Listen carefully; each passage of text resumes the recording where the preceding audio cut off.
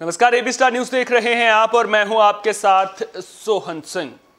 मथुरा में जिस दाऊजी मंदिर के सेवायत के अपहरण की कुछ दिन पहले कोशिश की गई थी, उन्हीं का अब वीडियो वायरल हो रहा है, जिसको लेकर शहर में कई तरह की चर्चाओं का बाजार गर्म है। वायरल वीडियो में सेवायत मदिरा सेवन कर डांस कर रहे हैं तो एक महिला के साथ अभद्रता करते नजर आ रहे हैं। हालांकि सेवायत ने इस वीडियो को 5 साल पुराना बताया है, साथ ही महिला को अपनी पत्नी बताया है जो शराब पीने का विरोध कर रही है। दरअसल 13 सितंबर को ओमेक्स सिटी में अपहरण की साजिश का शिकार होने से बचे दाऊजी मंदिर के सेवायत राजेश्वर गोस्वामी का वीडियो वायरल हुआ है। अब उनका इस पूरे मामले को लेकर के क्या कुछ कहना है, क्या कुछ वो अपना पक्ष रखना चाहते हैं, इसे को लेकर के दाऊजी मंदिर के जो सेवायत हैं राजेश्वर जी, वो हमारे साथ जुड़ गए हैं। साथ में उनकी पत्नी भी मौजूद हैं। राजेश्वर जी, सबसे पहले तो मैं आपसे पूछना चाहूंगा कि क्या आप भागवताचार्य हैं, जो आपके नाम से भागवताचार्य के नाम से पुतले फूंके जा रहे हैं? पूरा मामला क्या है आखिर? सबसे पहले तो राधे राधे जी। सर एक्चुअल में मैं भागवताचार्य नहीं हूँ। ये विपक्षी दल का एक प्रोपेगेंडा है जो रचा गया है मेरे खिलाफ। मैंने एक भागवत कराने का संकल्प लिया था पूरे विश्व में 108। ठीक है। मेरी संस्था है श्री दाऊजी सेवा संस्थान के नाम से, जिसका मैं अध्यक्ष हूँ।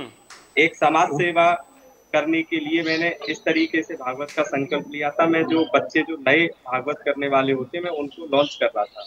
ठीक है।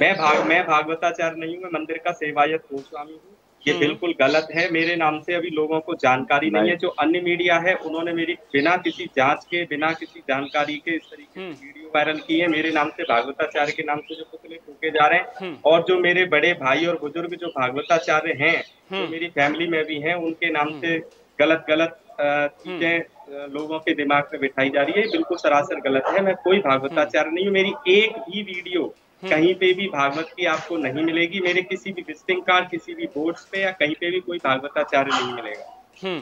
अच्छा, एक चीज बताइए, आप जिस दिन आपका अपहरण हुआ था, आखिर उस दिन हुआ क्या था? पूरा मामला बताइए कि उस दिन आप क्या कर रहे थे, किस तरह से आपका अपहरण हुआ था और किस तरह से आपने अपनी जान बचाई थी उस दिन? सर, उस दिन मेरा अपहरण कर लिया गया था। मैं ओमेक्स के गेट पे, जैसे ही मैं अपनी गाड़ी में खुद मुझको हाईजैक कर लिया गया था कृष्णा वैभव होटल से, और वहां से जैसे ही मैं अपने ओमेक्स के गेट पे हम जैसे ही पहुंचे थे, तो मेरे सामने आकर के नागेश ठेनुआ ने गाड़ी लगा दी। और नागेश ठेनुआ ने गाड़ी लगा करके और जैसे ही आगे से उन्होंने यू टर्न किया, मेरा अपहरण हो चुका था गाड़ी में, तो मुझको अंदर से डर लगा इनकी, जब ये पता नहीं अपहरण करके ले जाएंगे मुझसे, हो सकता है कि उनके पास एक फ्लैट है मेरा, उस एग्रीमेंट को मुझको बंधक बना करके मारपीट करके उस एग्रीमेंट को कैंसिल करा दें, या फिर मुझसे कुछ भी करा सकते हैं अपहरण करने के बाद। हो सकता है मुझको जान से भी मार दें। तो मैंने सोचा कि मतलब जो है मैं अपनी जान को कैसे बचाऊं। गाड़ी बहुत स्पीड में थी, फिर भी ठाकुर जी ने मेरी रक्षा करी। मैं चलती गाड़ी से बहुत तेजी से मैं कूदा, और कूद करके अपने घर की साइड में जब मैं भागा तो मेरे पीछे नागेश, मलिक और श्याम और भी वहां पे 4-5 आदमी थे, पर 3 आदमी मेरे पीछे भागे। मेरा मोबाइल भी उसी दौरान लूट लिया गया। जी। अच्छा, अपहरण के तुरंत बाद जिस तरीके से ये वीडियो वायरल हो रहे हैं, इसके बारे में क्या कहना चाहेंगे आप?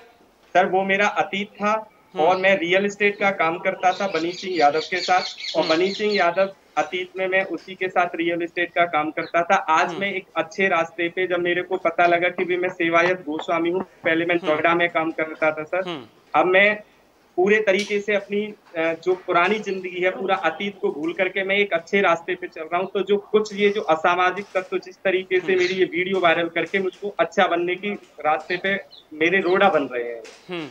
अच्छा, तो क्यों रोड़ा बन रहे हैं? इसके पीछे भी तो कोई ना कोई वजह होगी, और आपका अपहरण क्यों किया गया, इसके पीछे भी तो कोई ना कोई वजह होगी। अपहरण की मंशा सीधी थी कि जो मेरा फ्लैट है उसकी रजिस्ट्री नहीं करी थी बनी सिंह यादव ने, और जिस दौरान मैं वहां पे अमित तिवारी से मीटिंग कर रहा था कृष्णा वैभव में, उस दौरान से लेकर के अपहरण की पूरी स्टोरी के पीछे बनी सिंह के लगातार फोन आए। बनी सिंह का फोन आया कि इसको लेकर के गंगा सिटी आइए, तो उससे मुझको पता लगा कि इनकी जो मंशा है मेरे फ्लैट को लेकर के है कि मैं उनका एग्रीमेंट कैंसिल कर दूं। अगर रजिस्ट्री होती तो शायद ये मेरा अपहरण कर ही नहीं सकते थे, क्योंकि रजिस्ट्री तो कचहरी पे होती है। एग्रीमेंट मुझको अपहरण करके मेरा एग्रीमेंट फाड़ देते, या मुझको घर से दोबारा से एग्रीमेंट मंगाते, उनके चंगुल में होता तो उसको फाड़ देते, तो उनके हाथ में फ्लैट हो जाता कंप्लीटली। बस ये है। अच्छा, राजेश्वर जी की पत्नी भी हमारे साथ में मौजूद है। मैम, आप ये बताइए कि जिस तरह से वायरल वीडियो हो रहा है, उस वीडियो के बारे में आप क्या कहना चाहेंगे? आपको मेरी आवाज मिल रही है? जी, जिस तरह से वीडियो वायरल हो रहा है उसको लेकर के आप क्या कहना चाहेंगे?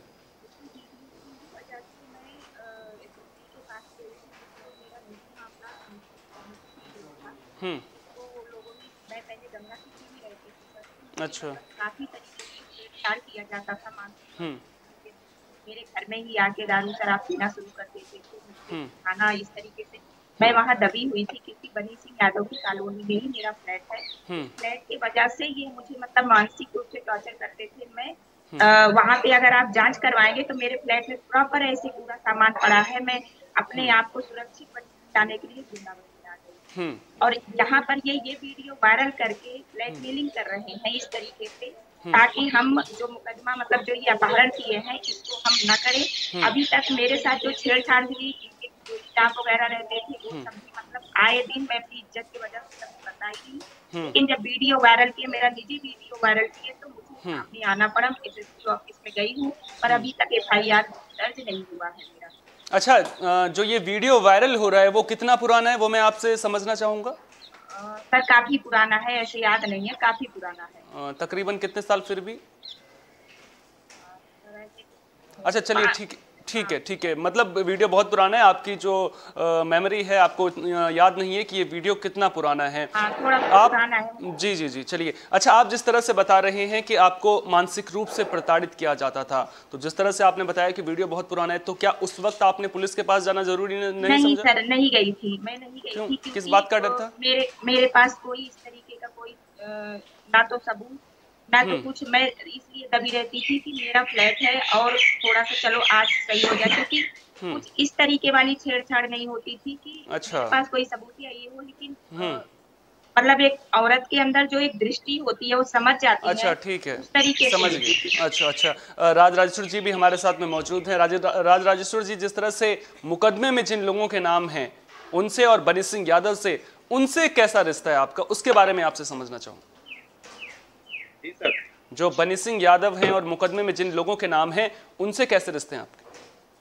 उनसे रिश्ते सर पहले काफी मेरे अच्छे रिश्ते थे, मेरे फैमिलियर रिश्ते थे, क्योंकि मैं बनी सिंह यादव के साथ 13-14 साल से मैं जुड़ा हुआ हूँ। जैसा कि मैंने आपको बताया था कि उनके साथ में रियल एस्टेट का मैं काम करता था। हाँ, ठीक है। तो मेरे तो जब वहाँ पैसे के बदले में जब एक फ्लैट का जो मेरा जो सेटलमेंट हुआ, मैंने फ्लैट लिया। अपने फ्लैट में मैंने काम भी कराया काफी सारा इंटीरियर का। वो एज इट इज फ्लैट मेरा वही की वही एज इट इज में छोड़ के मुझको आना पड़ा कि उनकी नीयत फिर बाद में चेंज होने लग गई।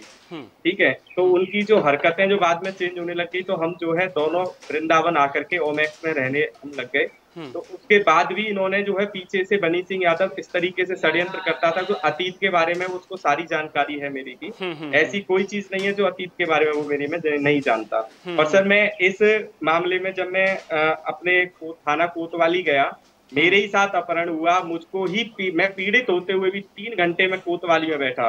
3 घंटे कोतवाली में बैठने के बाद भी अच्छा, उसको लेकर के भी बात करेंगे। तो जो मैं समझ पा रहा हूं, मैं ये समझ पा रहा हूं कि बनी सिंह के साथ में जो पहले आपके रिश्ते थे, आप जिस तरह से आपने बताया कि प्रॉपर्टी डीलर का काम करते थे, तो व्यापारिक रिश्ते थे। उसके बाद जो है उनके साथ में जो निष्ठा थी वो आपकी बढ़ती गई और उसके बाद वो आपके इतने करीब हो गए कि जो आपके बारे में जो कुछ भी अतीत में था उनको आपने पूरी जानकारी दे दी, जिसका वो आप फायदा उठाने की कोशिश कर रहे हैं। क्या मैं सही कह रहा हूँ?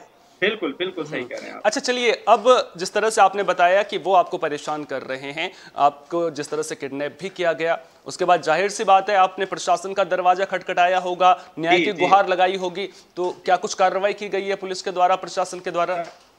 सर अगर वहाँ पे उस दिन गार्ड नहीं होते तो शायद मेरा अपहरण हो जाता। गार्डों से मैंने मदद मांगी, गार्डों ने पुलिस को फोन किया, गार्डों ने मेरा बहुत सहयोग किया। वहाँ के ओमैक्स के गार्डों ने, मैं उनका धन्यवाद बोलना चाहूंगा। उनकी वजह से शायद मैं आपके सामने आज उपस्थित हूँ। और मैं जब कोतवाली में बैठा 3 घंटे, तो विपक्षी दल कोई भी नहीं था वहां से, सब फरार थे।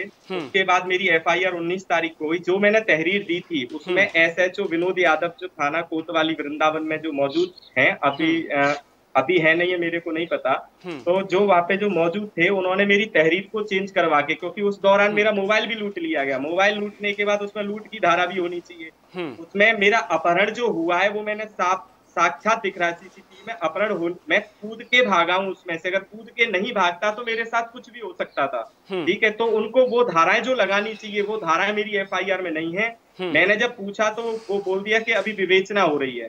ठीक है, तो सर मैं आपसे बस आपके माध्यम से मैं प्रशासन तक बस अपना यही एक प्रार्थना में यही करूंगा, एक अनुरोध करूंगा कि मेरे साथ सही न्याय किया जाए और ये गलत वीडियो को जो समाज में जो फैलाया जा रहा है इसको नजर मतलब इसको देख करके मेरे इस अपहरण वाले जो केस है इसको बहुत हल्का कर दिया गया है, क्योंकि लोगों की मानसिकता को मेरे लिए बदल दिया गया है। और मैं कोई भागवताचार नहीं हूँ जिस तरीके से मेरे पुतले फूंके जा रहे हैं, ये सरासर गलत है, बिल्कुल गलत है। मैं भागवत कराता हूँ, मैंने भागवत मेरे पास कैटलॉग भी हैं, सारी चीजें हैं। ठीक है, अच्छा एक चीज बताइए आप मुझे, जब आपने कहा कि जो अपहरण की धारा नहीं लगाई गई, मोबाइल लूट की धारा लगाई गई, तो जो वरिष्ठ अधिकारी हैं पुलिस के, क्या आप उनके पास गए, उनसे आपने गुहार लगाई, क्या शिकायत की आपने? जी, मैं सीओ साहब मिस्टर राम मोहन शर्मा जी हैं, और उन्होंने मेरे को बुलाया, मैं उनके पास गया, उन्होंने मेरे कल बयान लिए, मैंने उसमें सारी पूरी चीजें मैं लिखा के आया हूँ। अब मैं इंतजार कर रहा हूँ कि शासन, मुझको उम्मीद यही है कि मेरे साथ बहुत अच्छा होगा, और जो विवेचना और जो जांच में जिस अपहरण के दौरान जिन जिन के भी कॉल नागेश पे आए हैं उनकी सही तरीके से जांच हो, बस मेरी इतनी प्रशासन से मेरी प्रार्थना है। चलिए, बहुत बहुत शुक्रिया, आप हमारे से जुड़े और आपने जो है अपनी बात प्रशासन के सामने रखी, न्यूज़ मीडिया के जरिए आपने जो है प्रशासन से गुहार लगाई। उम्मीद करेंगे कि आपको न्याय मिलेगा और जो ये पूरा मामला है उसको लेकर के प्रशासन अच्छी तरीके से काम करेगा और जो दोषी हैं उनके खिलाफ कार्रवाई की जाएगी, क्योंकि किसी की भी निजी जिंदगी में, चाहे वो जिंदगी पहले कैसी भी थी, उसके आधार पर वर्तमान में ये तय नहीं किया जा सकता कि वो अब कैसे हैं। जिस तरह से आपने बताया कि आपने बुराई का रास्ता छोड़ करके धर्म का रास्ता अख्तियार किया है, आपने अपने अंदर बदलाव लाया है, और जो लोग आपके अतीत को जानते थे, जिन्हें आपके अतीत की जानकारी है, वो कहीं ना कहीं उसका फ़ायदा उठाने की कोशिश कर रहे हैं। आप पर एक तरह से दबाव बनाने की कोशिश की जा रही है कि जो आप अपहरण का मुकदमा है वो आप वापस ले लें। फिलहाल के लिए बड़ी खबर में इतना ही, दीजिए इजाज़त, नमस्कार।